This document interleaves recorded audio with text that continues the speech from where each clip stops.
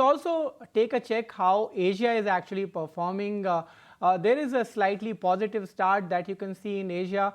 Nikkei is trading around 0.5% higher. Similarly, if you talk about Hang Seng, Hang Seng is actually trading a bit higher, and yes, you can see on your screen around 1% high the rate there on Hang Seng. Similarly, Kospi, which is the only market which is trading lower currently in the Asia Pac. Shanghai is also trading higher on a flat to positive tone, but more importantly, you can see there on the screen Australian markets were 0.5% higher, but Nifty implied open is something to watch out for, which is indicating close to 100-point start for the Indian markets. So looks like a positive start at the opening of market today.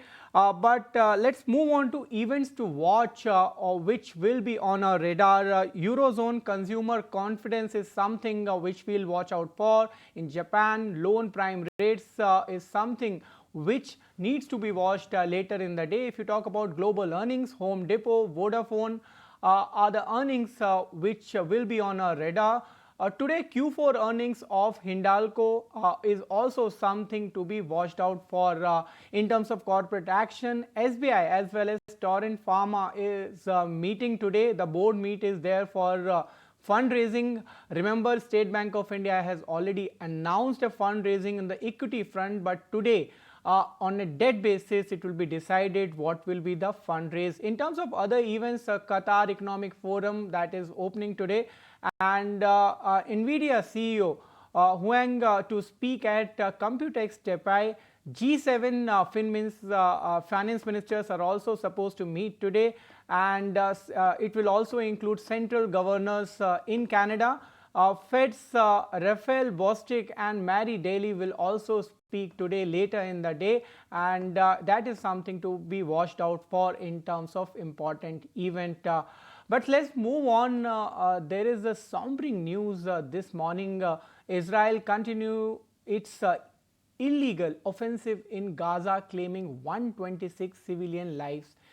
Israeli warplanes and drones have unleashed unprecedented attacks on hospitals and schools and across other civilian neighborhoods.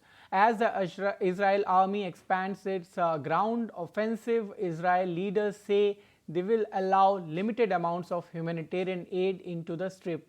But those in charge of relief say it's too late and too little. The leaders of Canada, France and UK threaten to take concrete action against Israel if it does not end its renewed offensive in Gaza, while 22 countries urge Israel to let aid into besieged enclave. Do remember, Israel's war on Gaza has claimed at least 53,339 Palestinians, wounded 1,21,034 according to Gaza's health ministry.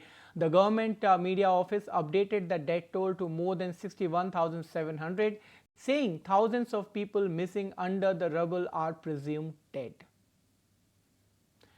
Israel Prime Minister Benjamin Netanyahu has in fact dismissed the calls and pledges to press on the offensive, which includes plan for Israel to take control of the whole Gaza, slamming the leaders of UK, France, Canada. Netanyahu called their joint statement a huge prize for Hamas. In a strongly worded post on X, Netanyahu reaffirmed Israel's commitment to achieving total victory against Hamas, aligning with US President Donald Trump's vision for resolving the conflict. Yemen's Iran-allied Houthis announced what they called maritime blockade on Israel's Haifa port in response to Israel's ongoing conflict in Gaza.